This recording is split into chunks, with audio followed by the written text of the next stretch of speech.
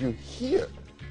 Today is, I just want to ask a question for you what's happening. So, why do my people, your people, our people, put so much faith in prophets and prophecies? Why? Black people of the world. Why do we put so much faith in I guess prophets? It's because we are really, fundamentally, we are very spiritual people. So whether it's spiritual in a Christian whatever sense or whatever faith you belong to, then you just believe anything that side tells you. So do the Muslims also like prophecies on their people? I wonder, we should ask. Yeah. So I mean, why do black people place so much store on prophets and prophecies? WhatsApp number is 055-556-1034. Me, I'm just curious. Even in football, there's ways and means. That one to prophecy there inside there. Hey, ways and means is in football. You have to settle somebody and then they'll give you the score. Yes. And then if it doesn't happen, the settlement was correct. Then Real Madrid will score you 5 like yesterday. Indeed. So Uefa is in the trend. It was a great football night yesterday with all the action across venues. So big teams making big wins, and more teams will see their fate today at the end of the close of plays, and then we'll know who is making the cut and who isn't. It's not looking good for Barcelona, but hey, what happened yesterday to you guys? See. Barca hasn't played. You're playing today? Yes. Oh, all right. We wish you Follow, the best. keep up. Like if you have an enemy, at least keep up. At least keep up with the enemy. Make sure that they are still enemies. I use my time for useful things. You're not following. That's all right. So we'll look at what's trending or what happened at the various league centers yesterday in the Uefa Champions League, and we will also look at who is sharing which cell with who in the Ghana Police Service's latest clamp down on false information. Yesterday I told you that Dampare will catch you. It should be a hashtag. Hashtag Dampare will catch you. Yeah. So in case you just woke up, you don't know, Shatawale has been arrested. Okay. More to come as the Ghana Police and their Twitter feed. So that's something we'll be keeping a close eye on. Okay. Funny too is inside. Yeah, so that's what I'm saying. Like, who is sharing a cell with who? October 20th, apart from it being my good mother's birthday, good morning, Mommy. I love you. Happy birthday. It's also the International Day for Air Traffic Controllers.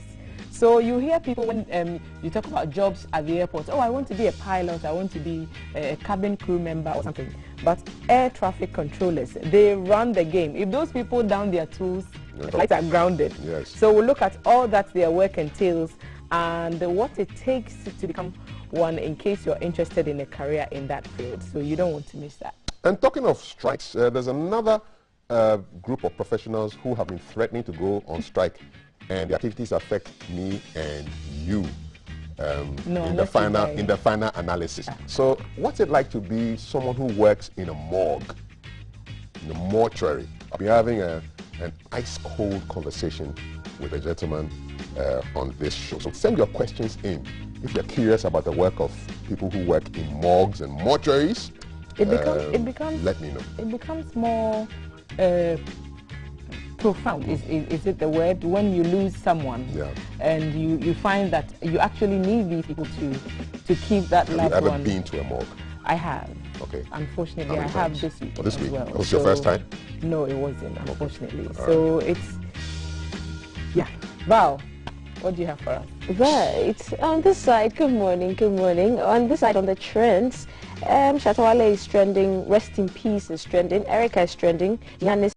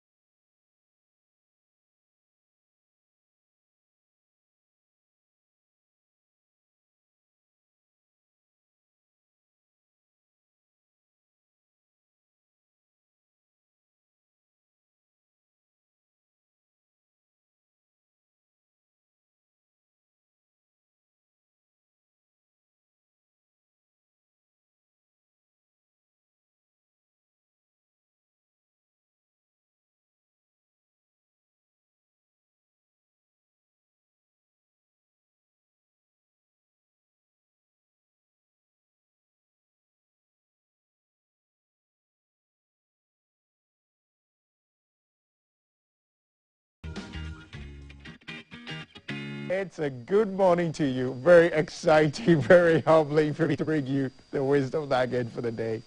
A nugget a day will always keep your problems away. We need these nuggets every single day. And that's why we're here to serve these nuggets to you. And today we're talking about ensuring that you keep your conscience clear towards others. Keep your conscience clear towards others. Our mind, or the way we think, is probably everything. Have you ever heard the saying that you cannot keep the birds from flying over your head, but you can surely keep them from making a nest on top of your head? You cannot keep the birds from flying over your head. You can keep them. We can keep them from making a nest right on top of our heads. It's very important that we monitor the things we think about and the things we dwell on. If you're as old as myself, and you're probably a lot older than me, and if you've lived in this world for just a couple of years, you know that wrong things are going to come to you, or wrong things are going to happen to you, or people are going to do wrong things at you. That's the point I'm trying to make. People are going to do things that are not right towards you. But you have a choice of whether you're going to dwell on them or you're just going to let them go. And sometimes it's not just the things that people do at us, but the things that people do towards people that we love and people that we care about. And many times, most people spend time really thinking the wrong kind of thoughts towards people. If you're going to live long, you need to watch the kind of things that you think about, and to ensure that you are keeping a clear conscience towards people. See, people may not keep a clear conscience towards you, but it's your duty to keep a clear conscience towards them. Never go to bed plotting evil about somebody else, because the kind of evil that you plot to happen to someone, for whatever reason, will come back to you. That is the law of life. That is the law of nature. It's so important that we spend our time keeping our conscience very, very clear. Even if people have done wrong at us, it's important as a wise person who wants to live a happy, fruitful, healthy, successful life, to ensure that your thoughts are always clear towards others. And let me add this on. If your mind and your thoughts are always clear towards people, it doesn't matter the things that people try to do at you, it will hardly happen. You will always be a winner if your thoughts are very clear. Ask any experienced person or ask any spiritual person. They will tell you that for people whose consciences are always very clear, because they know they're doing the right things towards people, and they don't go to bed or they don't hide somewhere plotting evil about others. They live longer, they are happy, less evil things happens to them, and guess what? Their lives are a lot more productive. I wish you a fabulous day as you go through the day cleaning up your thoughts and throwing out all the garbage of the wrong things that sometimes we are forced to think concerning people. Even when people do wrong at us, let's think clearly towards them and do the right things towards them. And at the end, we're going to be the winners. Have a beautiful day. And I'll see you again on the Wisdom Nugget for the day.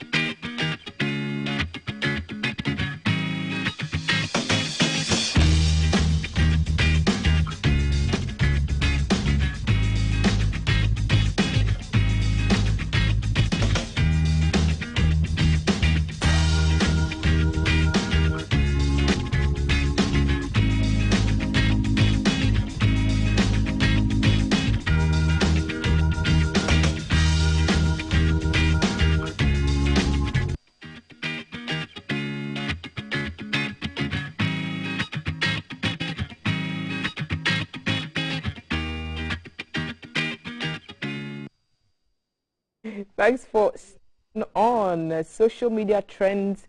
Yesterday, the dancehall king, Afro pop king, Shatawale, forever and ever, turned himself into the police. Police said, we are looking for him because causing fear and panic, attempt to cause fear and panic and spread false information. He said, "You are looking for me, here I am." Why, he turned himself in? Yeah, he did at 8:59 p.m. That's what the Well, he had no case choice. said. The people were looking for him. That's after he released his album. But guys, I think people are misbehaving on social media too much. People are taking advantage of social media too much. So that's Shatta Wale in his handcuffs. So this is his mugshot. Well, it'd be pre-sex shots they wear. Valerie said this is a designer outfit. That's Gucci. So don't... No, the blue and white, no, No. pre-sex colors. So. Oh. Okay. So he's wearing a design. You people, this is a designer outfit. Don't... Yeah, but so Shatta Wale has turned himself in, and today I'm sure we'll be getting... A picture? Oh, that's a official mug. That cannot be the official mug. So who is taking that picture? It was actually on the official Twitter page for the Ghana Police Service. So they had that on there. So I'm sure this morning the police service will be giving us more updates as to what's going to be happening. And then, funny, you always look at the police services social media. Yeah, that's what I saw yesterday. That it was just 3 weeks. Shatta Wale arrested. More to come or something. Shatta Wale entered the net, but eventually he will get his freedom. You see, so he can be with Melissa. You see, people just like, you see, this is a lines. No, but you saw the guy's hand, right, Jai Jimmy? If the pastor has been arrested, then I need to be arrested too, because that was what I wanted. Thank you, GP. Reporting myself in a bit.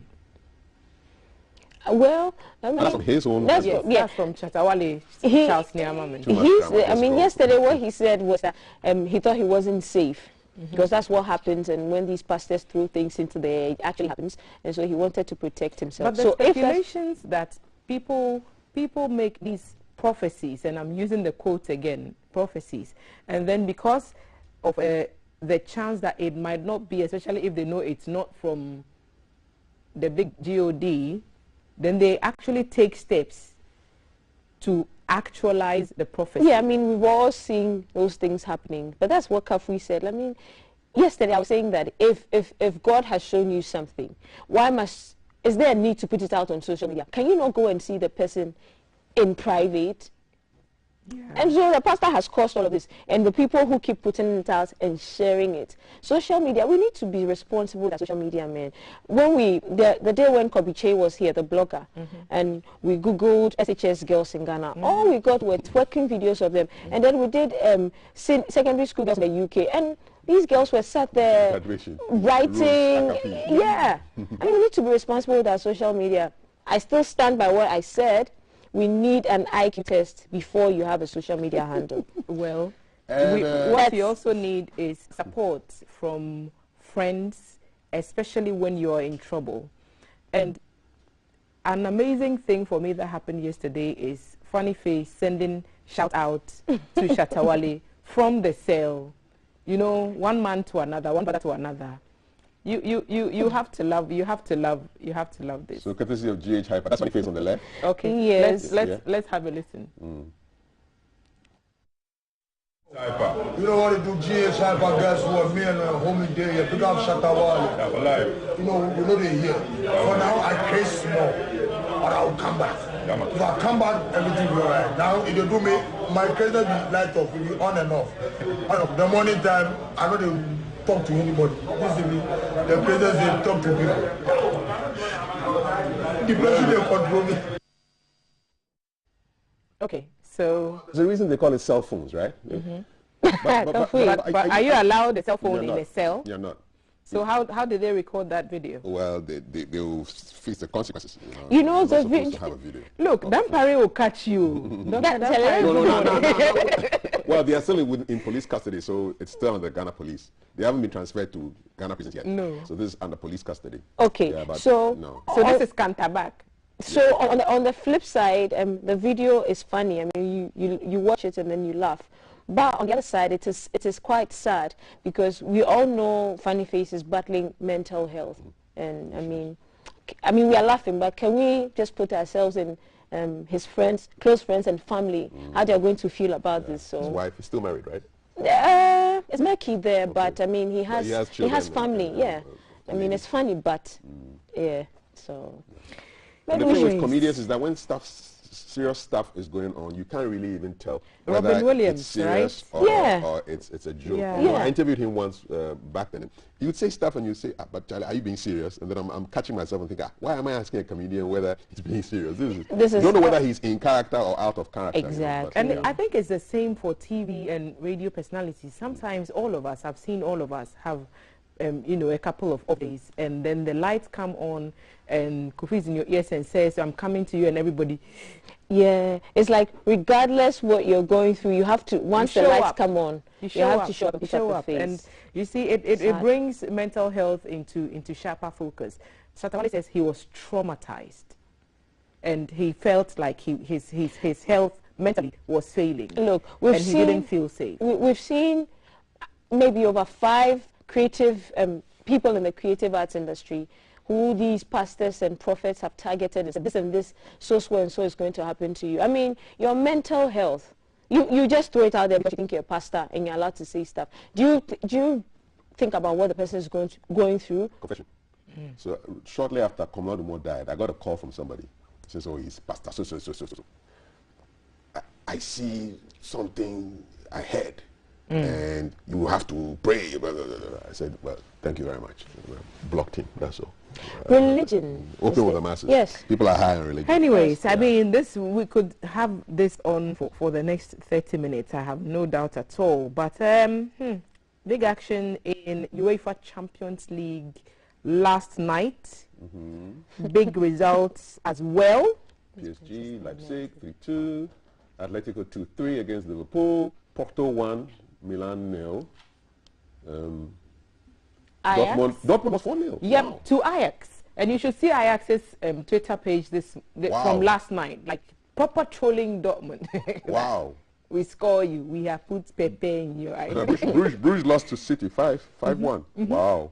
Besiktas, Sporting 1-4. Sporting did well, 4-1. Are you seeing Madrid and Shakhtar Donetsk? Yeah, 5-0. 5. So all the Los Blancos fans, 5. Okay. Besiktas Sporting 4-1, Club Brugge. So City 5-1.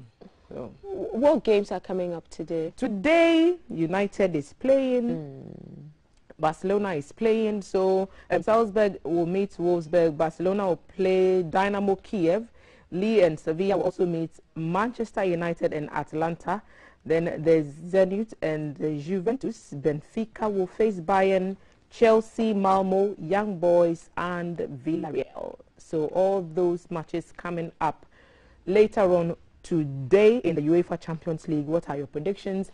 Which was your favorite game? Let us know, and then we'll monitor what happens tonight. We'll see if the other side of the couch is happy or if this side of the couch is happy tomorrow morning. Okay, I'll watch it. You'll watch it because it's Manchester United. Sometimes because you are a United fan, not a football fan. That's it. That's what people get wrong. So I totally get that. Yeah. I would watch football because it's football. And then okay, when you're done with football, I have to say something. I have to touch on something. Okay. Are you done? Yep. I'm particularly happy. The process where they instructed government workers to get their Ghana card. Valerie, you don't have your Ghana card, do you? I do. I have my Ghana card. Why are you happy that because I know what I went through when I was going to get registered. Do you know, my family and I had to carry ourselves from Tema to Segi because the queues were so long, you know, and so when they put out this communique, yeah, that's where we went to a school. You know, Sege, when you just, the first school, that's where my whole family, that's where we went to go and register. After the Suya on the right. Yeah, after the Suya. You know that Suya, yes, the best in the world. It's not the best in the world. Okay, guys, now that I haven't tried that Suya, I'm okay, so back to what I was saying. So remember when the communique was out, I said that, okay, we get to you if you say we should, everybody should register before December 1. But we hope when we do go to register, there won't be any queues, there won't be no light-offs and all the drama. You remember? And T said, okay, maybe they'll bring some of the officials to places, institutions to ease the queues. Then I said they could, but it's at the cost of the employer. And then, bam, it's been suspended. So, yes, suspended. I'm happy about it. They listen, still get registered, though, guys. Still get registered because you still need the Ghana card to do a host of other things. So, it's definitely no excuse to pull the brakes or pull the plugs on the registration whatsoever. But people have mentioned suya, others want pizza. We know that you want your pizza and we are ready to give it to you. This pizza matter, I'm laughing. You have to shout out our cheesy pizza lovers in Central Region. Okay. All of you love it. So, cheesy pizza, beg, please just open branches nationwide, okay, so that you don't cause a beef. Okay, so yesterday we asked you a cheesy quiz question, and the question was, how many constituencies do we have in Ghana? How many constituencies do we have in Ghana? And some of you sent the correct answer, 275. 275. We did say fastest fingers first. We did say send us the answer, your name, and we'll reach out to you and we'll get in touch to get you your voucher. So 3 people, 3 winners that we got from yesterday: Wilfred Kofi Weron from West Hills Mall, Terry Emmanuel in BA, and Henry Kwete in Afienya. Wilfred, Emmanuel, and Henry, they were our winners for the cheesy quiz yesterday. So they'll be getting in touch with us and we'll find a way to get the coupons, the vouchers, to them. And so those are our winners. Today we have another question and we know that you're eager to hear it. And the question of the day is, how many female MPs do we have in the 8th Parliament? How many female MPs do we have in the 8th Parliament? So the 8th Parliament is the one that's there now, okay? Not last year's one. The one that was sworn in on January 7, this Parliament. How many female MPs are in there? If you know the answer to that, reach out to us on our WhatsApp number 055 5561034, and we will choose 3 of you to win a coupon to get some amazing, delicious pizza from Cheesy Pizza. So that's our question for today, and we'll be getting into our conversations after the break. Reach out to us across our social media handles. Facebook, we're streaming live. We are also streaming live on YouTube. You can find us on Instagram, our verified account, and you can find us on Twitter as well. So get in touch and let's get interactive. We'll be back after this break with more. Stay with us. Live from GBC Studio 1, this is The Breakfast Show.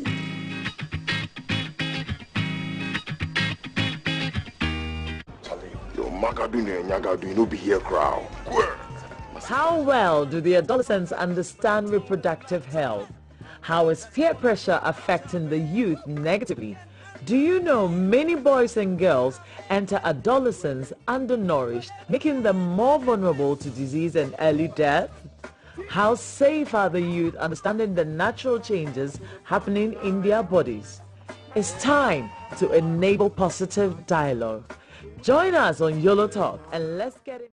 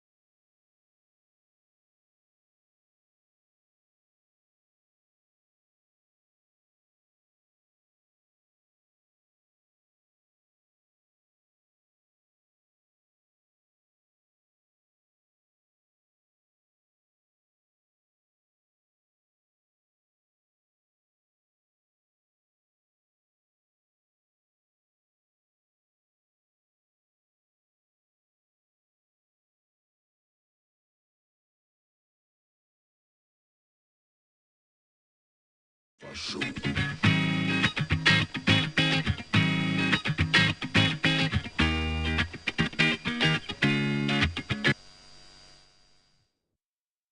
Hi, good morning. Welcome to the show. This is hashtag GTV Breakfast. In case you are not following us on social media, I suggest that you do so.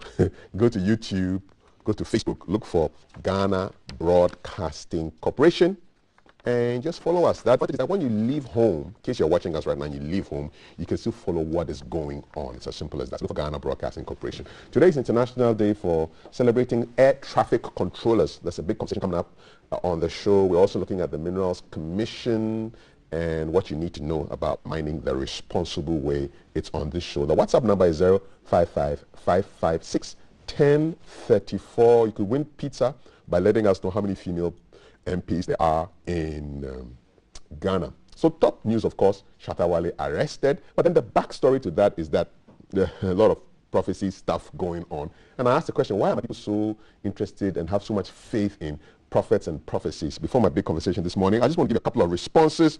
It's because they are ignorant of the fact that God is in them and they were created in the image and likeness of God, says Michael Amanuveve Pewu. Bobby Agwada the second says, learning African studies in the university, the professor said anything that can't be seen, touched, or smelled cannot be questioned by the African. So that's how come they believe in prophecies. And finally, Nagodwin Boachi says, because of lack of faith in our people in power who are mandated to address issues affecting my people, that's how come people believe in prophecies and put much store on prophets. What's your view? 055-556-1034. There are two things that are constant in life: taxes and death. And death will come to all. But what happens after your loved one dies and you have to go deal with the mortal remains? I remember the first time I went to a morgue. It was the day after my mother passed. And it was a day that I'll never forget. They were about to start the process. In fact, they had done a little cut and there was a little bit of blood on her leg. And when they saw me, out of respect, they just stopped and they left the room. And I came there and paid my respects to my mom. Terrible day back in 2013. But what's it like to work in a morgue? What's it like to be a mortuary attendant?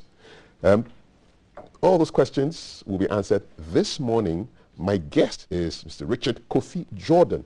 He's the General Secretary of the Mortuary Workers Association of Ghana. I bet you didn't know that association existed. Well, it does, and you'll be getting more from my guest. Richard, good morning. Good morning, Kafoy. Wezo. Good to have you here. It's true. Okay. There's a lot of questions, and I'll get to them just start one by one. In a short while. So, Mortuary Workers Association of Ghana, when did you guys start your business? I think we got registered in 2015. Okay. As an association, a trade union. Okay. So you are both an association and a trade union. Yes. Why? Yes. You see, as a labor organization, you need to be recognized by the law. And the laws are clear. Okay. You have to go through certain procedures. One, you go to Registrar General to be recognized as an entity. Okay. And then, because you want to talk labor issues, you have to go to the labor department and get certified as a trade union in order for you to operate as such. So you satisfied both requirements? Of course. How many members do you represent? Well, the entire mortuary workers in this country, we are not much, so we are almost close to 700. 700 mortuary workers. Yes. How many morgues do you have in Ghana? You know. Well, the government ones range between 150, 120, 150. New ones are coming though. But we also have private ones. Some are not registered, some are registered. Okay. So let's say average of 200. Okay. And are the private workers also part of the association? Yes, every mortuary worker. Once you work in a morgue, does it. So 700 mortuary workers? Average. Average. I'm not sure about the figure as in round. Any women? Yes. You have mortuary workers? Currently we have about 3 of them. One at Apinto Government Hospital, Takwa, and then 2 at Kolebu. Okay. What is the job requirement? What do you have to study to become a mortuary worker? In Ghana, there's no requirement. You have to study on the job. You just have to go to the morgue and start practice. So we don't have any certified school or accredited location like a form of an institution, something. You have to go learn what is mortuary science and so forth. So it's on the job. It's very practical. Is that what you did? Yeah, you don't have a school, so that's what I got to do. So So you go to the mortuary. Okay, so but who invited you to the mortuary? I mean, it's it's a decision by yourself. It's a decision. This is a calling. Just like the pastors will tell you they are called to serve God, also called to serve humanity. Okay. So you were called? In my case, I was traveling. I wanted to have, there's this notion in Ghana that when you travel outside, you can work in the morgue and become very, successful. So when I was back traveling, I said, okay, fine, let me just have this skill. In the event that nothing happens out there, because I'm also qualified in some kind of way. In education form, I have something. What do you have? Accounts. Okay. So when I get there and it's not working, then I have to just find some mortuary and start and see if that will work out. Okay. So that's why I wanted to enter to the mortuary. Okay, but so you traveled and came back? No, I didn't go again. After seeing the mess, when I started learning it, I realized that, look, the mess in there is practically unbearable. The mess where? In the mortuary. Okay. At the time when I was going in, I said I wanted to try only night. I have to test whether I'll be able to stand the test of the place. So describe your first night. Well, I'm a man. Practically, I don't fear much. I'm not the type who is scared of things. I believe that or die be die. So I said, look, I want to have only night shift. I don't want to have day. There was a time I asked my boss, lock me in the mortuary for like a whole night. I just want to see if I'll be able to stand it. Take me to the first day. Where was that? When was it? It was at Tema General Hospital. All right. In fact, at one point I was like, because you see, they embalmed some bodies and were standing. The shadow of that embalmed body standing alone will cost you. If you are not sure, you So were you locked in the room that first night? He didn't. Okay. So you were there. Who were you working with? Paint a picture of the scene. How cold was it? By way of test, he allowed me to go in. He would go and come. Okay. Once a while. How many bodies were there? Well, a lot of bodies. Over 200. 200. Yeah, because you have some lying on the floor. When you embalm, what happens is that because the chemical has taken over your body, it's able to freeze it up and it makes you like a stone. So we can keep you even on the floor for about 6 months without you having any defects. So some of them were, especially the unidentified bodies. There are bodies that when they bring it to you, you don't know the owners. For instance, the mad people on the street, someone is knocked down somewhere, the police will bring the body, you don't know them. So we call them unidentified bodies. They will be there for a long time until owners or possibly we do mass burial. So those bodies will be hanging, you have to take them off the fridge. They will occupy an space which is not necessary. So they will be there. And there are bodies that the fridges are full, even though we have owners. Maybe they will take them next week. And new ones, the business of the mortuary is that some will go, some will come. It's like first in, some will go, some will come. So if you keep some bodies for long, what you are doing is that you are occupying space for the new ones that are dying. So then what do you do? So you have to take off some of them, especially those that will go early. So that you let them stand or you let them lie. So you got some, so on that day you did, what kind of work? That day I was actually, was I myself? I'm not too sure. But did you drink before you went to work? No. Even though I do some level of drink, but that day, I wanted to be sure that if I travel, I should be able to handle it. So I was totally raw. Totally raw. Yes. How did you feel? I feel heavy in the process. In the time, in the middle of the night, I was like, hey, can I do this? Then I said, Charlie, if I don't try, what will I do if I go in the place? I don't want to go and come back. I want to have something. So I came out and called my boss, Mr. Ganyo. Charlie, can I do this for long? Why are you asking him that question? Because he is there. I mean, he's been practicing. For how long has he been there? He's been there over almost 10 years plus. So I know what he's going through, but it's me. Then he said, are you serious? You want to go out? You need a thing? I said, yes. But Charlie, the way I'm seeing some shadows, as if someone is just flashing and about coming on me. They're all bodies that have been embalmed. Some of them have dried up like the way Kobe. Some of them like there's no blood anymore. It's just bones and standing and like that, like skeleton and stuff in the morgue. And so who taught you? So what exactly do you do there, apart from lifting the bodies? What exactly do you do? There are a lot of things go in there. The mortuary is always busy. Unfortunately, people don't understand it. When you go for the bodies at the ward, some are brought from home, though. What you do first is to put the body and wait for paperwork to be done. You go through, you have to assist the family to get the paperwork done. Once that is done, there are options. You are asked to embalm the body. Embalming means what? Embalming means that you are actually infusing chemicals into the body to temporarily prevent it from decay. That's what it means. How do you know what chemicals to use? Since no, there's a specific chemical that is used. Which is in called? Ghana, we use what we call the formalin. The formalin. It's a subset of formaldehyde. You know. So the formalin is what we use, even though it is toxic, but that's what we are using. It's very toxic. You protected you with gloves? How do you protect? I mean, Ghana, we don't even understand what goes on. Our leaders, in fact, I call them misleaders. They don't understand what goes on in the morgue. No gloves, no masks? Some provide gloves. In fact, for your own protection, if they are not provided, you need to get some.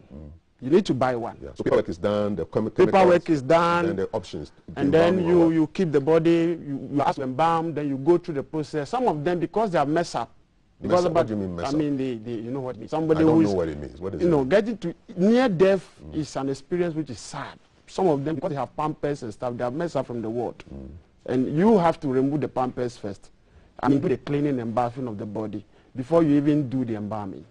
Because you can't just keep somebody into the fridge like this. It's not going to be. So you clean up. You have to clean up and deposit the pampers into a dustbin there.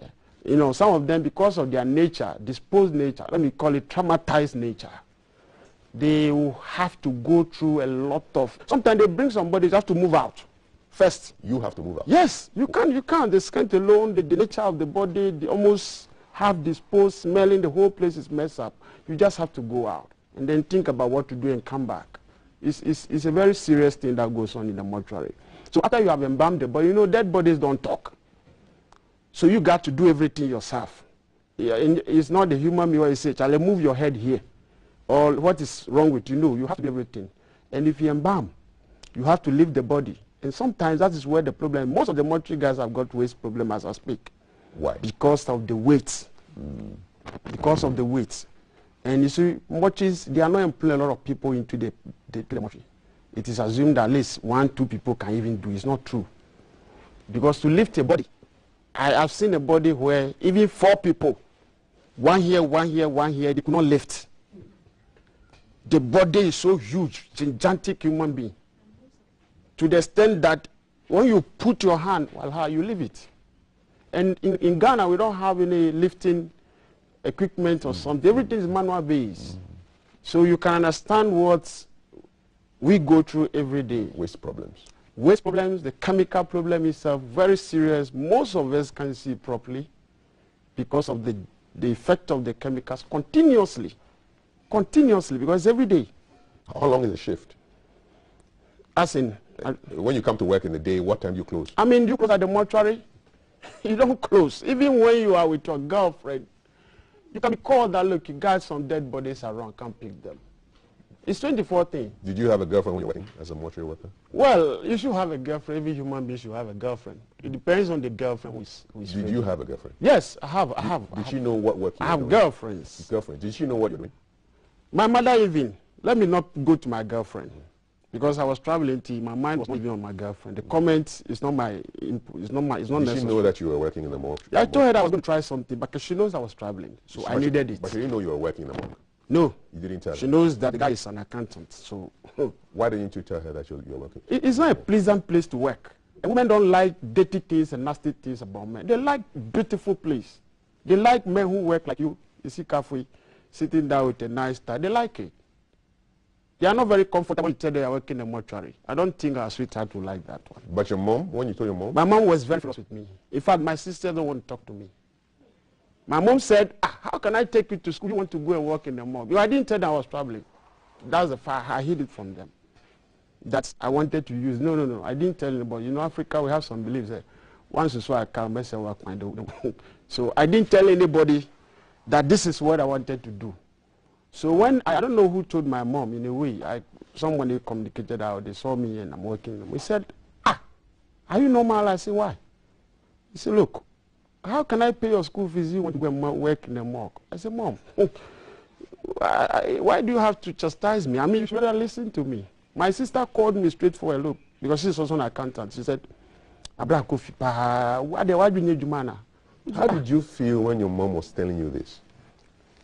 I was taking care of myself. It's true that, yes, they took care of me, but I need to survive. Were you disappointed in your mom? I was very disappointed because she didn't understood me. Did you tell her you were disappointed? No.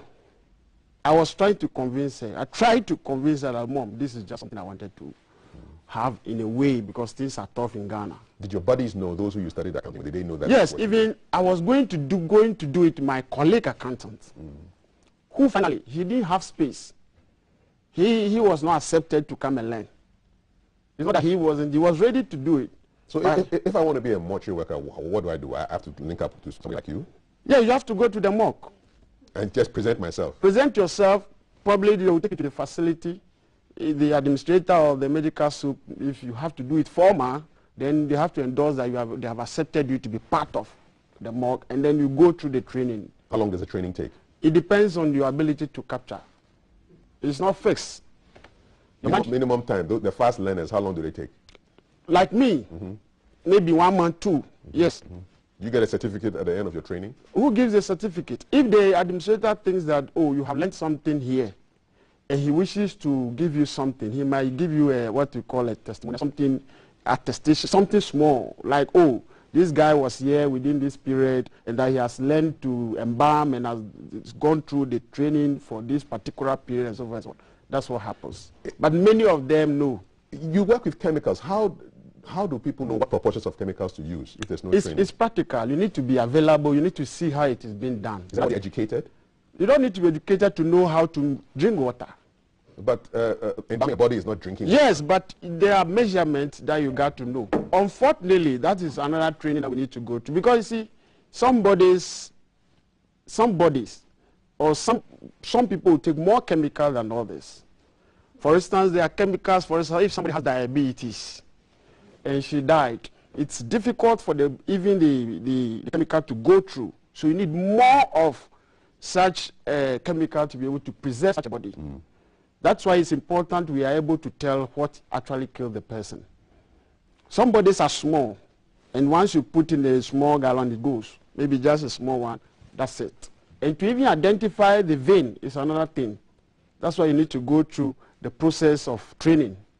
So you guys are learning from accounts to identifying veins. I mean... No, we are not doing accounts at the mortuary. No, you were an account. I'm talking about you. Yes, of course. I left. The debit and credit is in my mind. But the mortuary, yes, it's also part of me. Quick education for us. What's the difference between an undertaker and a mortuary worker? Well, it's simple. When we say, let me not say mortuary worker. Mortuary is a place where bodies, dead bodies, whatever you want to put them, because they are different. Okay. So let us know what the... Yes, I'm going to do that. Now, if you go to the morgue, we have people that are preserving bodies. We have some that are helping to assist in post-mortem. Now, the Ministry of Health, they have created something I call a mischief grade. Mischief grade? Yes, I call it this way, because it's not helping. They have 2 categories of grades there. They have the mortuary attendants. They have what we call the processors. There are people we call the processors. The intention of the intention of that particular grade, they assist in post-mortem. For instance, the cutting and the bisecting and trisecting of the body, they will be doing it. But eventually here, no. I think it's dissecting. Yeah, dissecting or whatever you want to put it, because they will still have to cut into pieces. So, and that grade is there, starting from the principal to the last grade, and then they have the mortuary attendant. The undertakers are those that lay the bodies in state. Okay, that's the final process. That's the final process. The makeup. So the mortuary workers will preserve the body for take home, and then the undertaker continues from there. The process. That's the end of the chain. That's the end of the chain. Okay. So you see, we have a chain of group of workers within the particular deaf industry. Okay. From the point of deaf industry. Yes, I call it deaf industry. It's supposed to be deaf industry. Now, deaf industry starts from the point of death to final disposition. So at the point that somebody dies, somebody has to go and convey the body. That's why we have the haze people. Okay. And they have to convey to the mortuary people. The mortuary people have to preserve the body. The body will have to preserve and release to families to be given to the accredited undertaker who is being chosen by the same families. Okay. Couple of quick questions. What's the longest you've had a body stay in your morgue? It can be there 3 years. especially litigated bodies. Integrated bodies? Litigated bodies. Bodies that are in court. People are in court because no one wants to bury. This family say, look, I'm the one who's supposed to do it, and they are litigating. The body still remains. How long does it take for a sometimes three-year corpse to be thawed and no, like I said, when you embalm a body, it changes from the fluid itself with time. You might see a body just like a cry. It's like something that is dried up. You know, some bodies have become dried up. You only see bones and the flesh attached to the bones. They've been there all this while, and you can't touch them because of the fact that there are issues with such bodies. Some chiefs want to keep their bodies forever. Maybe they want to keep the bodies forever. So I don't know. So they may be there 3-4 years. Those bodies are still there until they are ready to bury. The body will still be there. So Ghana, yes, we keep bodies a lot. We'll talk about your threat of strike action soon, but I want to give you a few questions. This is from Facebook. Shandov Christopher says, what goes through your mind when you see well-endowed women who are naked?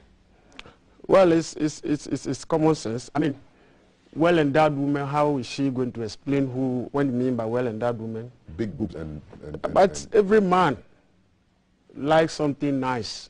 But at the mortuary, I told you it's work and sadness. You cannot be happy having something. If you see such women, what happens is that, wow, this beautiful woman too is gone every day. Why wouldn't you keep this one for people who are still alive? You know, I've seen one from the US. She came fresh, very, very fresh. Very, very nice. She died sadly. When they brought her, I watched this body like this. But you see, there's a secret. When women die, per their nature, there is some kind of fluid. I hope you understand what I'm saying. Yes. So it's not very pleasant. Unless you are not mentally stable. That is why sometimes I ask that if people say that we should check all those who are, we should begin to check, like she said, social media, if you want to use, we should be able to check your IQ. We should begin to check whether people are stable before they embark on. Do you think everybody where you worked was stable? Even in this room, nobody is stable. We are all somehow not correct. Another question, what motivates you to do this job? I've said it. I was traveling. It was not something I wanted to do. But when I got in, I realized that the job is actually a mess.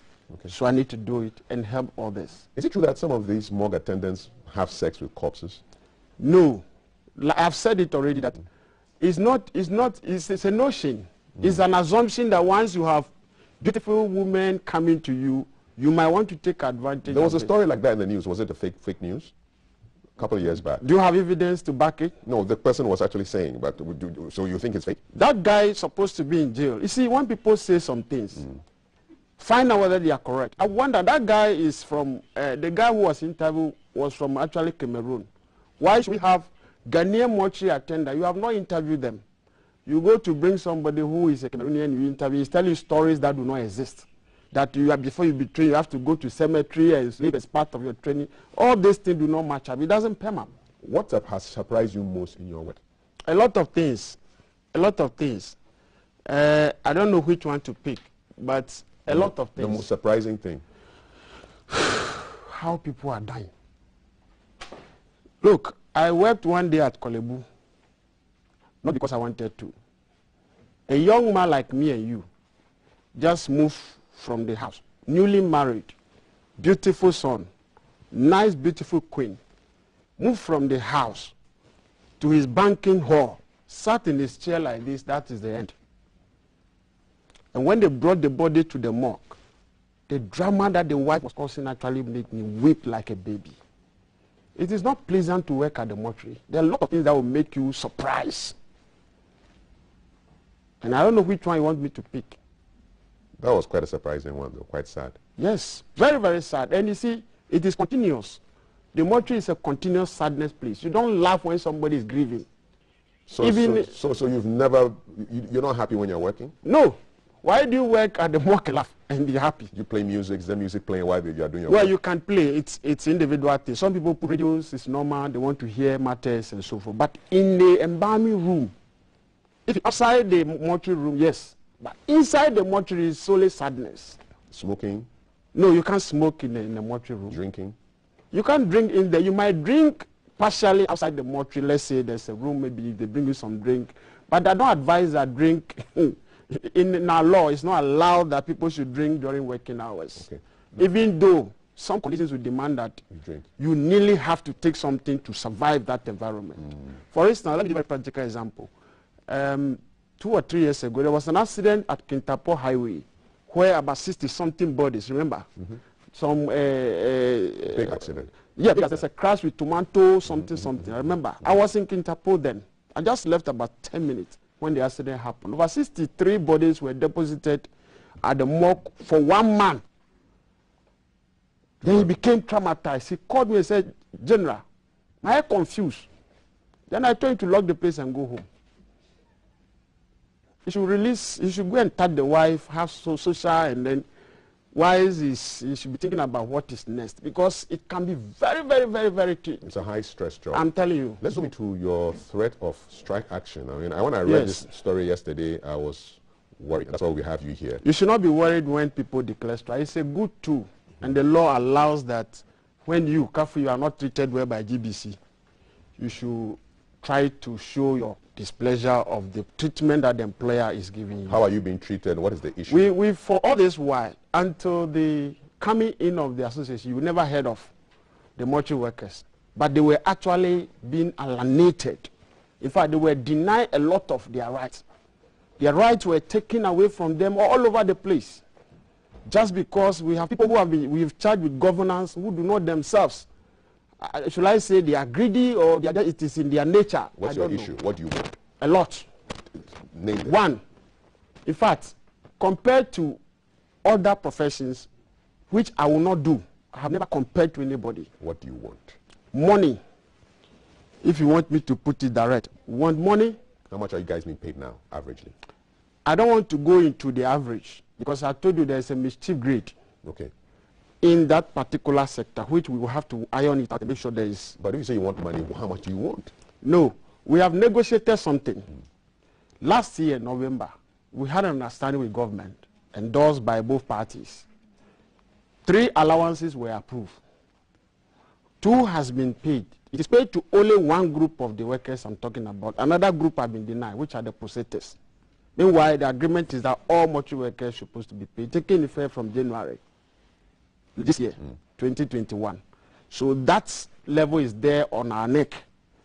And then remember that when the president was announcing the coronavirus package, he talked about frontline.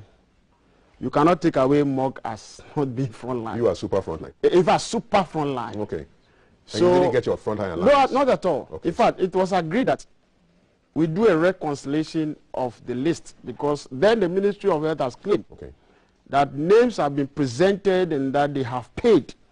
But as I speak to you, they have refused to do reconciliation for whatever they are hiding. So no reconciliation, and it's a money issue? Yes, there's a money issue.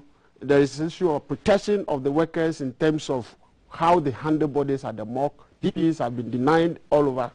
As I speak, even yesterday before I came here, the whole morgue called me that they are not giving anything to protect themselves. No PPEs? In fact, no PPEs. Initially, when making the noise for PPEs, they will bring some. You know, PPEs, many of them are consumables.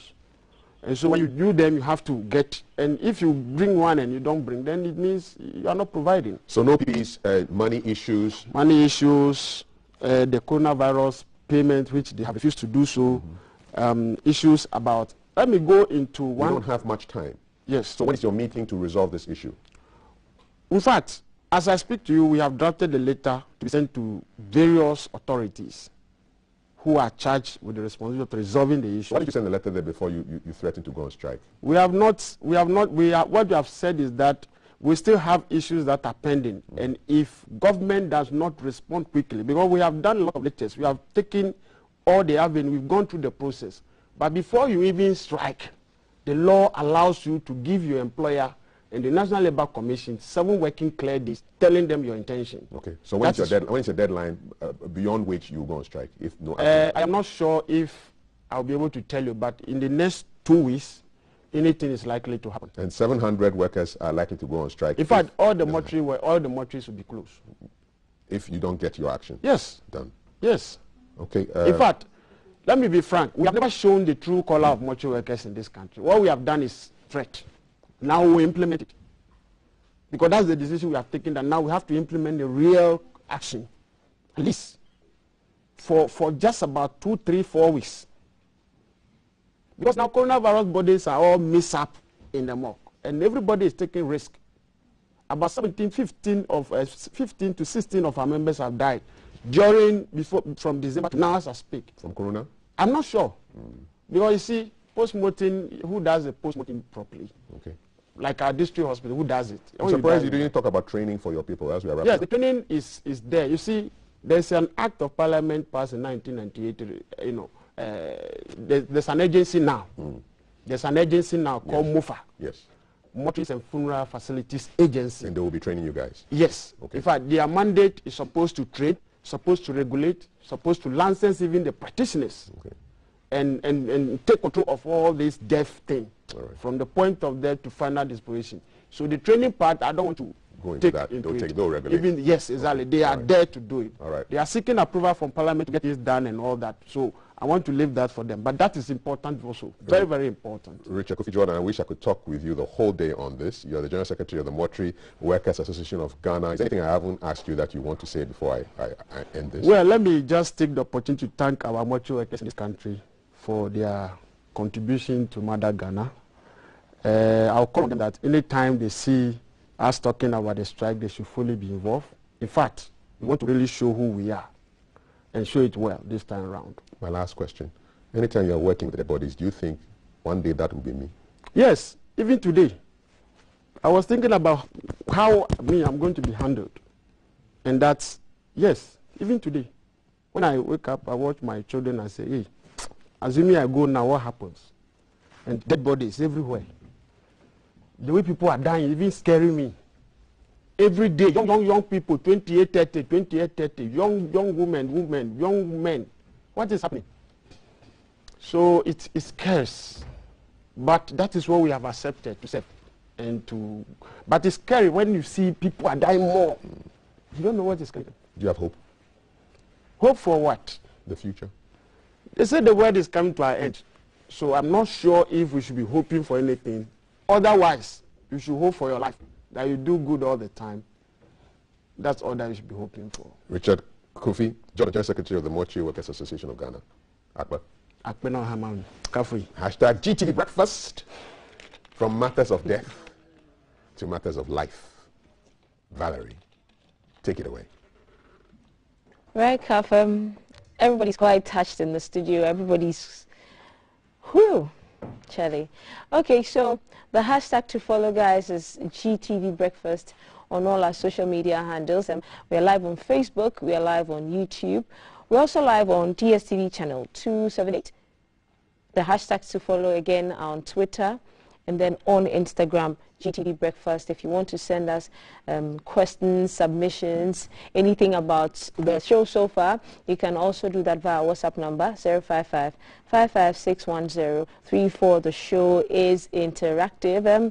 I'll be going shortly to my colleague Alan Darrow, who's bringing us traffic updates from somewhere in the capital. There seems to be quite a jam behind him. Alan, you're live and piping hot. What's up? Hi. Good morning, Valerie, and welcome to Rush Hour on hashtag GTV Breakfast. Good morning, Ghana. We're coming to you live from just above the Pokuase interchange in western direction towards the eastern region and parts of the Ashanti region. Arriving here this morning to my left, which is traffic filing out of the capital towards the east, you have a broken down lorry which was causing so much traffic. Unfortunately, this is also a double U-turn for those coming in from the interchange towards the east and would want to return towards the interchange, or for those coming in from the east and would want to turn back towards the east. This U-turn is a relatively dangerous one for commuters as well as pedestrians who use this side of the road. Because it is a double U-turn, those turning from Accra or those turning from the interchange has very low visibility or practically no visibility of those coming in from the east, and therefore would have to wait for a very long time before they turn in. And that puts more commuters in harm's way, because with a little hesitation, without a little hesitation, you step in and you can easily get run over by trucks or lorries coming in from the east in towards the interchange. We have seen a number of near crashes or near collisions between those turning from here and those using the main highway from the eastern region and coming in towards. What you can see now is this particular commuter trying to make their way in, and if they're not careful, those coming in on the main road will just crash into them. It is really very dangerous. It's a double U-turning, and it needs some attention from the police to ensure that they cross or they're able to turn safely, or else there is every chance of a little or collisions between commuters without patience.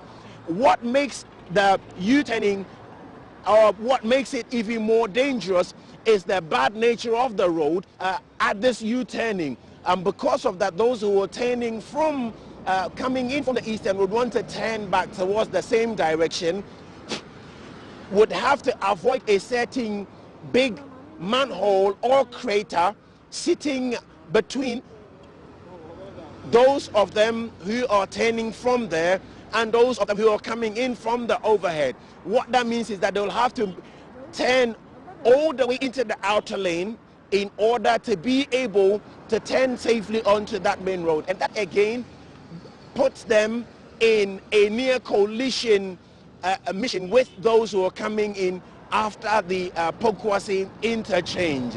It is particularly dangerous, and we're using this medium to appeal to especially the police MTTU to at least put a man on this U-turning point in order to at least manage those making the U-turn and those using the highway, in order to help at least bring a certain sanity to this particular U-turning.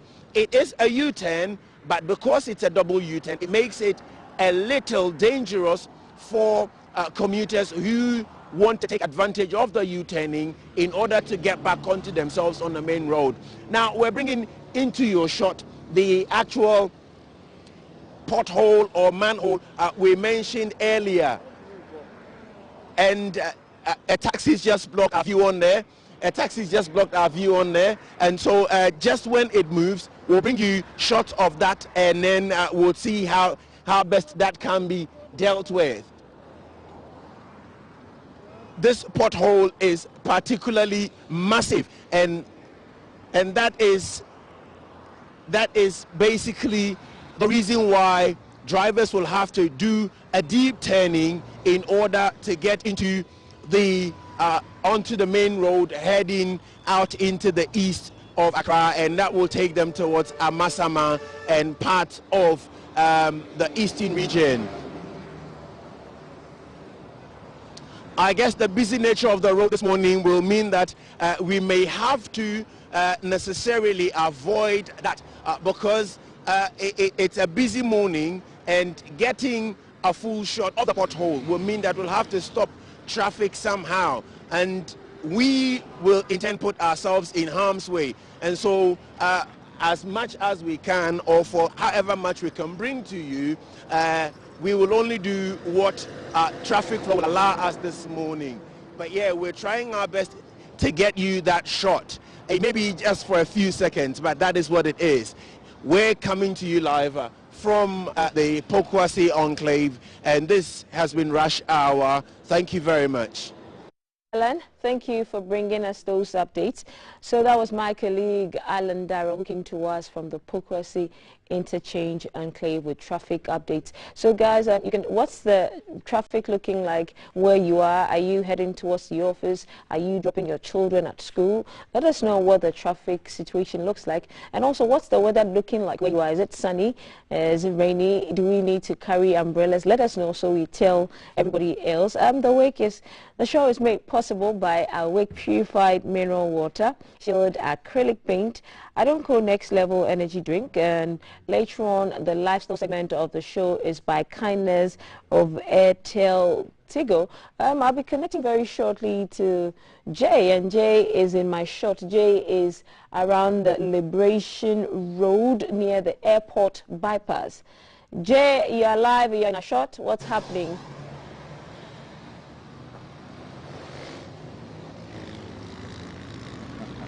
Oh, thank you so much, Val. Good morning, everyone. Welcome to Rush Hour. It's hashtag GTV Breakfast. My name is Jay Gabra. So this morning, I'm bringing you updates from the Liberation Road near the airport bypass. This intersection I am right now is quite notorious for its traffic during peak rush hour.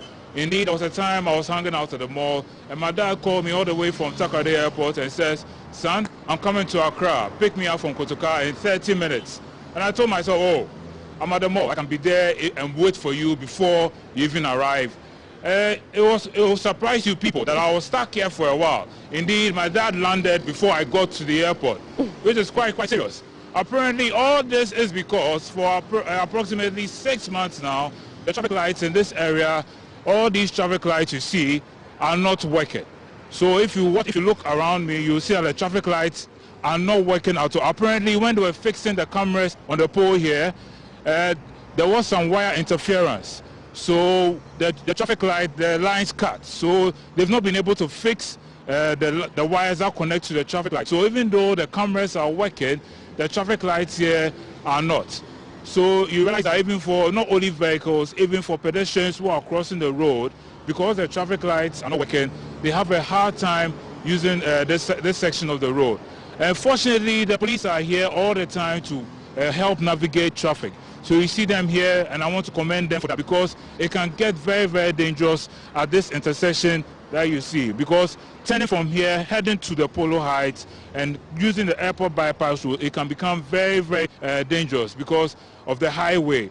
So presently, for those who are coming from Spanner Junction, going all the way to Medina and Adenta, there isn't that much traffic facing them. It's a mellow Wednesday morning. On the opposite side, you can see it's free. There are no cars. There's no obstruction.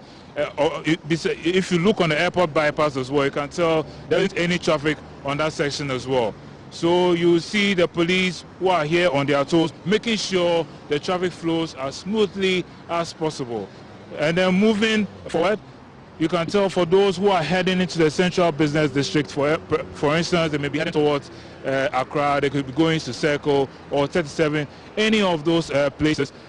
For those who are currently at the airport first bus stop, you can tell the traffic build up for them. But even though it looks kind of scary, it's still free flowing. So if you have any alternative routes, I'll suggest you just stay on the main road and you will be fine, because even though it looks scary, you wouldn't face that much traffic. And then for those who are heading in the opposite direction, they are not facing any obstructions as well. So in terms of traffic updates, we appeal to whichever body is in charge of the traffic, I believe the MTTD, to come and fix the traffic lights as soon as possible, because it's been off for more than 6 months now, and even though the cameras are working, the traffic lights aren't. So this is the appeal we are making to the authorities. So this has been the Rush Hour update. Back to you, Val, in the studio. Thank you, Jay, for those updates. So that was Jay coming to us from the airport bypass area with traffic updates. The show is going to be spiced with a little bit of everything today, and we're looking forward to a conversation around air traffic controllers world, an online application. That's with the Mineral Commission later on.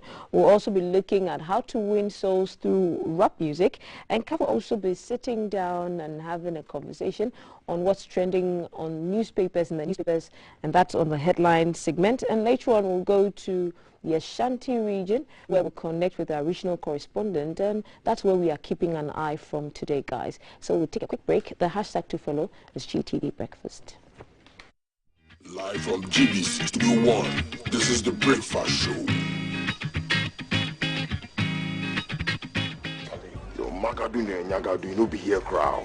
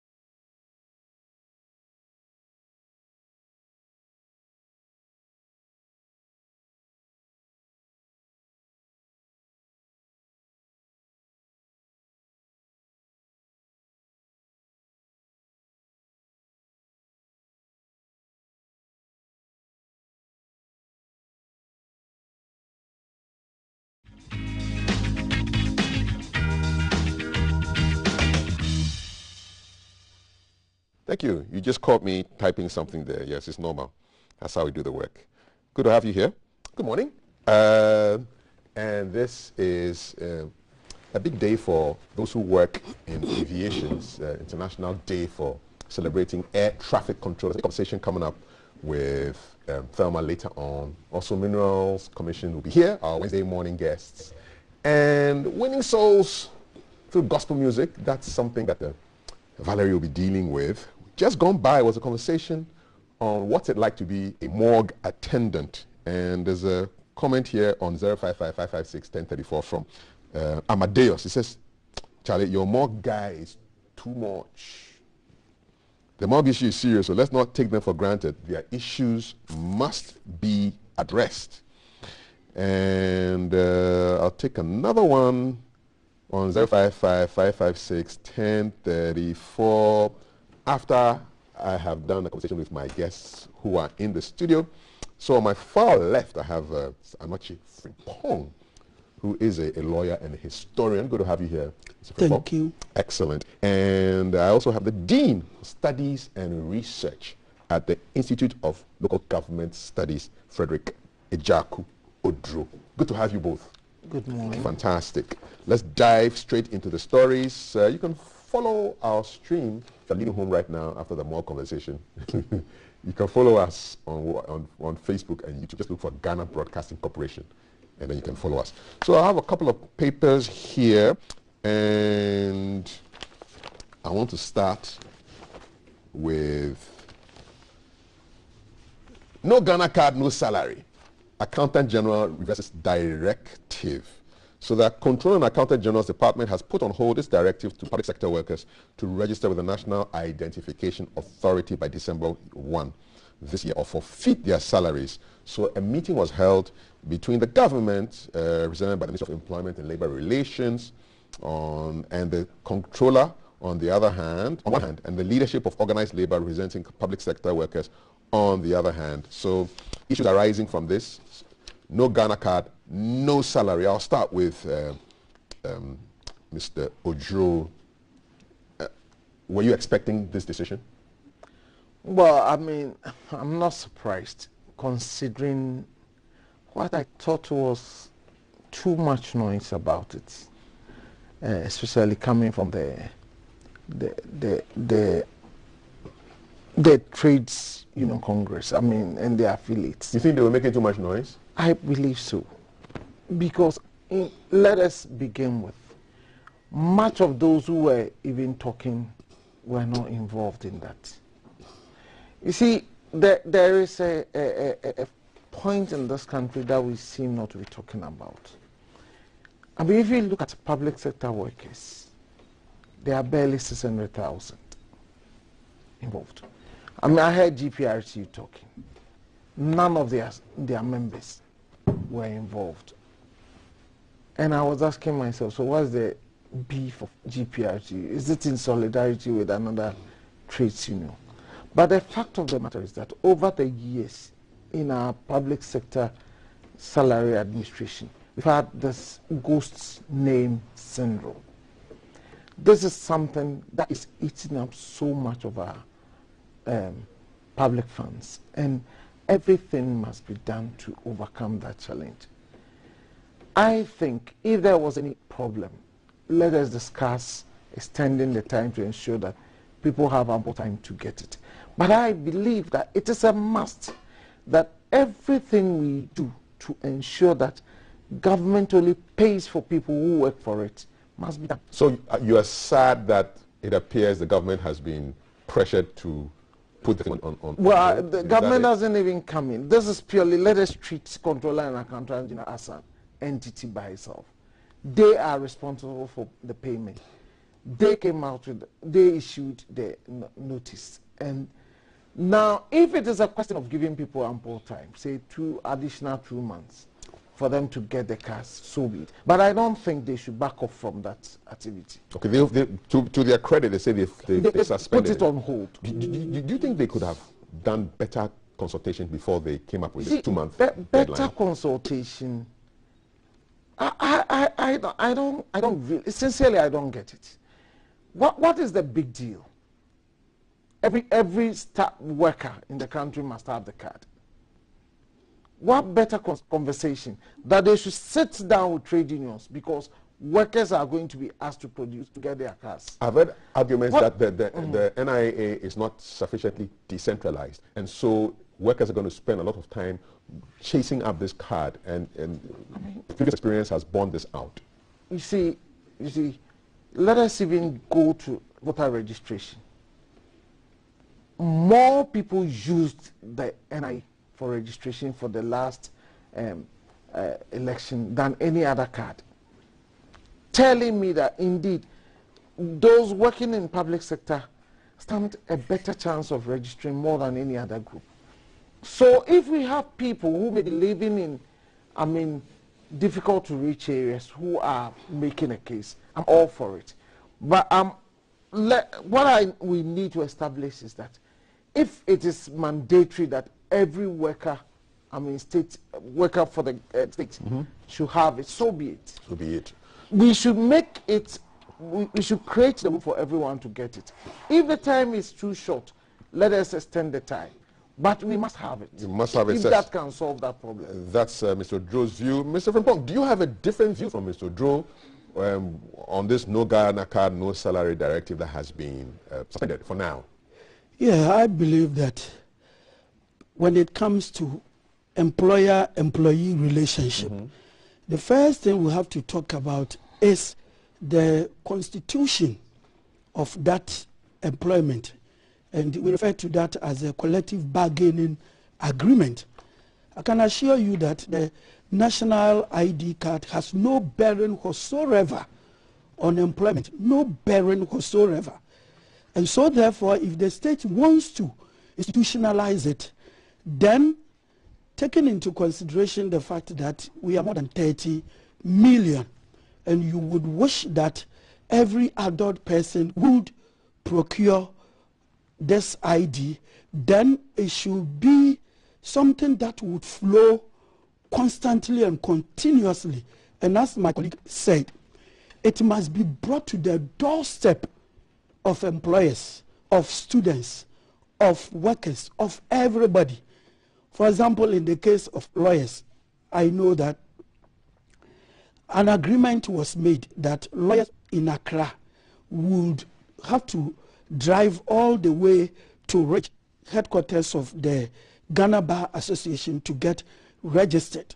Now the issue is, why can't you bring it to the court complex when now we have one huge court complex which encompasses over 50 courts? So why don't you bring it there? So when the man closes from court at 2 p.m., when his clients are waiting for him in the office, then you have to leave everything, drive through traffic to that place. It will be very difficult, if not impossible. And I know that is what happens to everybody. So this should be brought to the doorstep of every employee. Two, it must not be part of any subsidiary agreement between government and labor force. When we are talking about ghost names, as my colleague was talking about, I can assure you that it is not created by the workers, never. Who creates the ghosts? It's always at the top. It's always at the top. Where is the top? The top is a question for government to answer, because if I work at GBC and at the end of the month I collect my pay, I don't even know where the salary is coming from. All I know is that I go to bank and the money is there. So if Kojo Mensah is not working for GDC, but an account has been created for him and he's able to collect his pay or salary over there, I'm not the one to answer. It is management of GBC and the minister that are to, and then the government of the day that are to ensure that these things are not there, because at the end of the day, it is the duty of government to ensure no tolerance for corruption in every aspect of our life. But back to the issue of ID card, I would conclude that taking into consideration the fact that many of our people are just simple. When you say simple, we are not like the advanced countries where almost everybody is well educated in every aspect of life. I wish to see that the ID cards have become simplified. We don't need to have, election ID card. We don't need to, together with, the national ID card, and then workplace ID card, and then national, the NHIS card. That will be about 4. I think that we can put everything, now that we live in the computer era, everything into one system. When you go and vote, for example, and I believe it is an issue we should all take seriously, they inspect your ID, and then you are able to vote. When it comes to the ballot paper, your ID does not extend there. And so if they are giving you the wrong ballot paper, or after the election, some party over there is able to feed into it all the unstamped or the unused ballot papers. Nobody will know. We should reach a system whereby the moment you pick one ID card, it follows you wherever you go. If you are traveling out of the country, your passport, the number that is given to you, is also stuck to your luggage so that nobody can pick any other person's luggage. We should simplify our ID card so that when you have one, it can take you to hospital, it can take you with reference to your salary and with reference to registration of companies and whatever you are doing as a Ghanaian, just as the French-speaking countries have succeeded in doing. What do you think about this Ghana card, no salary stories on the front page of today's Daily Graphic? Accountant General reverses directive. I'd love to hear from you. Just check out your phone. Save our number if you haven't saved it already. 055-556-1034. Send us a WhatsApp, okay? I'd love to read from you. Before I go to the next story, you're still responding to the morgue conversation. This guy is really brave and good looking, but I certainly would not wish to get close to him. Oh, the man is married with children. Oh. Somebody has gotten close to him, and there's evidence to show. Ghana needs people like this, because I guess the mortuary is one institution that receives the least letters of application. In fact, make it zero. There are no letters of application. You present yourself there and say, Charlie, I want to be a mortuary man. And then they take you into the system. But things will change, hopefully, with regulation and other issues. Okay, I don't know whether my guests are fans of dance hall and comedy, but on the front page, so you're smiling. Are you a dance hall guy? Not at all. You don't listen to me. Do you know what dance hall is, though? Well, I hear some noises around. Noises? And my kids tell me it's Your kids tell you something. They give you a report. They say it's dance hall. They say it's dance hall. Wow, I can't even pronounce dance hall. Mr. Frimpong, are you a dance hall guy? Well, I'm interested in all things, musical, everything. All right. Okay, so front page of today's Ghanaian Times, Shatta, which is Shattawale, and Funny Face, not in hot water. And these are, full story on page 3. 3 public figures have found themselves in hot water following actions they've taken in the last few days, which police say pose a threat and danger to society. So they are Charles Nyama Mensah, also known as Shattawale, Bishop Stephen Akwesi, a.k.a. Jesus Ahwofe, and Benson Nanayao Odro Boating, a.k.a. Funny Face. So Funny Face was arrested first, I think 2 days ago, and as of yesterday, Shattawale was also arrested.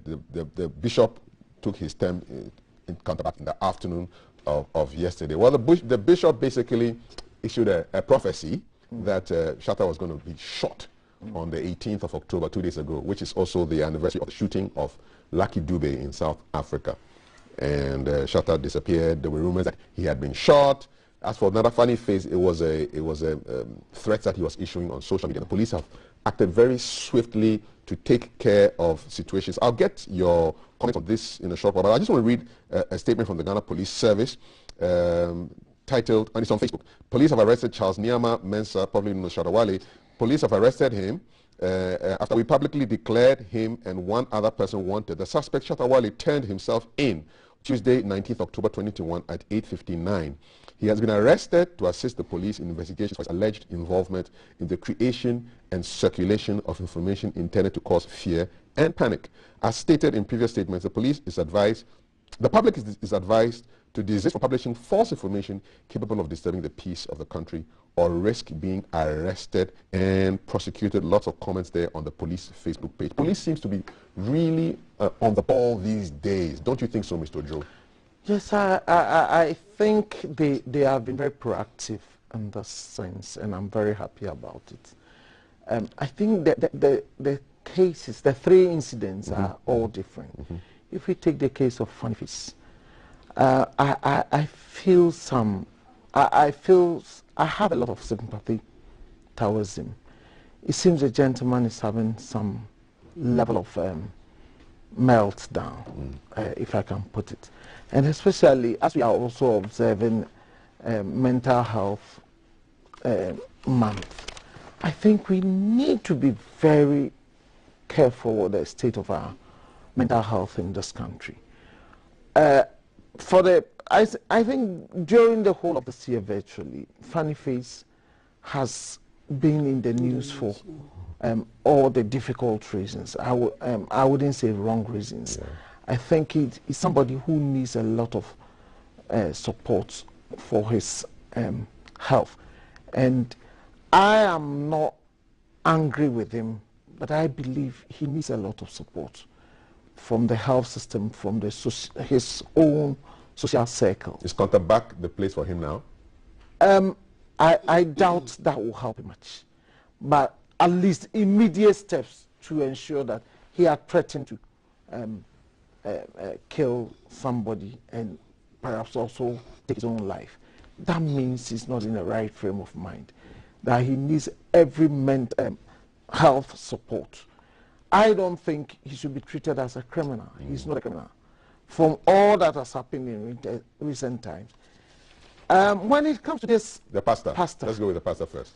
I mean, it is sometimes when you're talking about other people's faith, you want to be careful.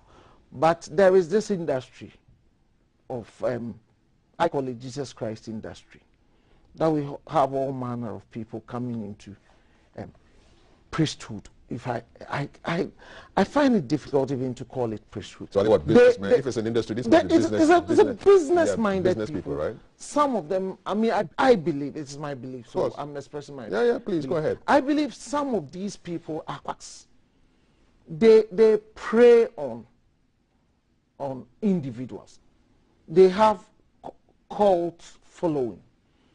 I mean, if you take the basic tenets of the Bible that they teach to their own congregations, they have access to the media. They own several TV stations or channels, and they propagate all manner of distortions of what the basic tenets of the Bible, for instance, says. And they like to live this, how do I call it, this lifestyle, that celebrity lifestyle. Celebrity pastors and prophets? Well, so they want to be in the news all the time. So they say all the most outrageous things. And I'm very happy the police has picked him. And then leading to our gentleman. Dance pal guy. I think, again, I don't want to believe he's also having some meltdown of a sort. But I think people around him should also help him. Because sometimes in that industry, there are also a whole lot of issues. Take himself, for instance. There was this incident he's had over the period. He's always threatening people. He's doing all manner of things. I think people should guide him. He should get support. If he also needs some mental health support, he should seek it. He checked himself, though. He did, because, I mean... Process me.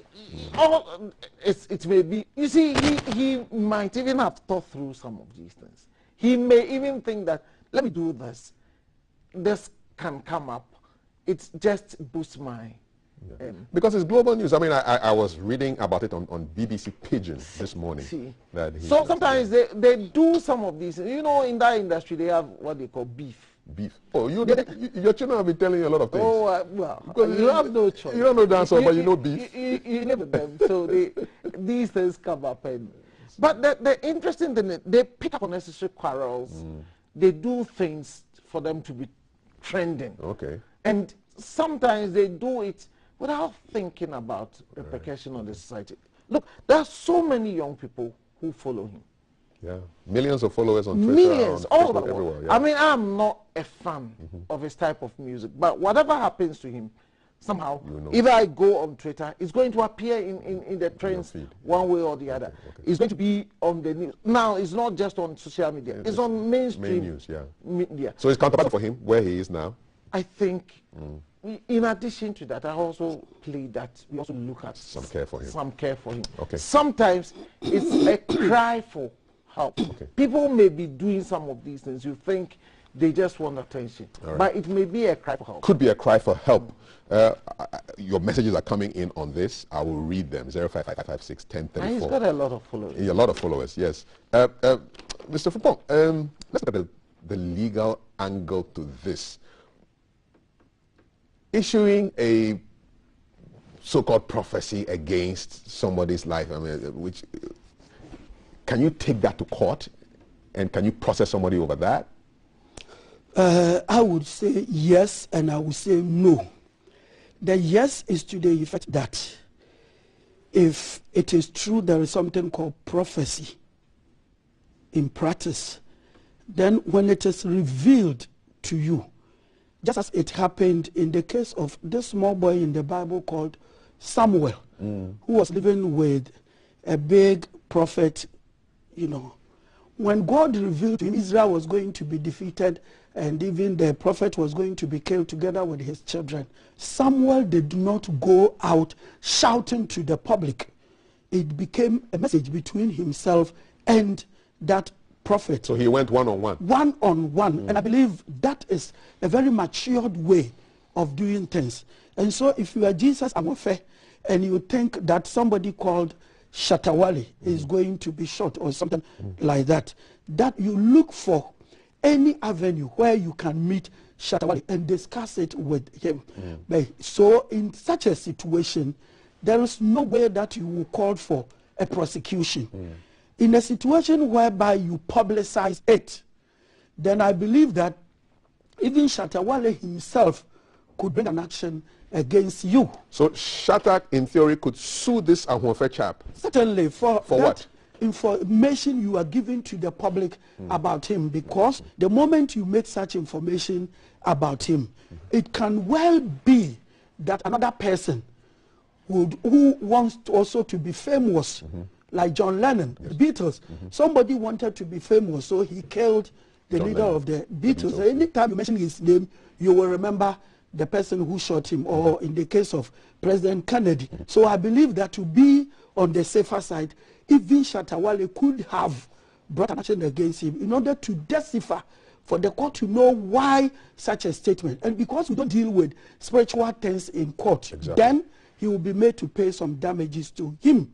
But you can see that the other side of the coin is that this was a prayer arrangement between the two of them. Somebody says you will be shot. Another person says that person says I have been shot. So it means that one wants to make a name, and then the one who has already made a name, and I mean Shatawale, wants to ginger people up that I'm still there. Now when you go into the psyche of the so-called celebrities, because when we were young, and still I believe that when we say that Kafi is a celebrity, then you are a celebrated journalist. When you say somebody is a celebrated musician, then he has reached the very top.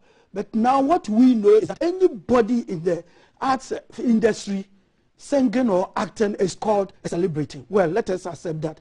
What they do is that the moment they see their fame descending, they create fame for themselves, like Adolf Hitler, who saw people who have made history, like what do you call them, Alexander the Great and whatever, and also felt that he had to lead the whole world to war so that he will also be a historical figure. So that is what is happening. But we should know that any statement you make that leads to deceiving a public officer or creates fear and panic, because when Shatawale's mother and all his followers hear that our man has been shot, it is fear, it is panic. And it also shows that the Ghanaian security apparatus is not functioning properly. How do you mean? What I mean is that if anybody is killed, you understand, why was he not given proper protection? For example, Anochi came to GBC. On the premises of GBC, he has been shot. It means that security here is poor. And so when you do that, ultimately, it affects the entire nation's security system. We put all this into that box called causing fear and panic, which is criminal. What is he looking at if he can be found? Can the police? I just want you ask the question whether the counterback is the appropriate place for him. Is the right place for him? For now, as my friend said, he is not a criminal. It is only a court of law, a competent court of jurisdiction, that can pronounce him a criminal, not you or me. So for now, he's only a suspect. Can a member of the public, like ASEPA has done, which is an organization, can they institute an action against anybody who they feel has caused unnecessary fear and panic? Is it possible? Yes, when it comes to civil procedure, anybody can go to court at all, but as to whether you succeed is another thing. But what I'm saying here is that the police will have to act promptly by arresting him, effecting his arrest. Once he is arrested, he can be released on bail. When he's released on bail, or even if he's not released on bail because they are doing their investigations, within 48 hours will have to be produced before court. And everyone has access to counsel. And one of the things your lawyer would pray the court to do is to grant you bail. And possibly, if the prosecution or the lawyer discovers that your attitude is a bit questionable, the court can be preyed upon, or the court by itself can make an order that from here you should be sent to a psychiatric institution so that they will check your system. Because I'm thinking that there is virtually no difference between Shatawale and the other one, Funny Face. No, there's no difference between, except that one is doing it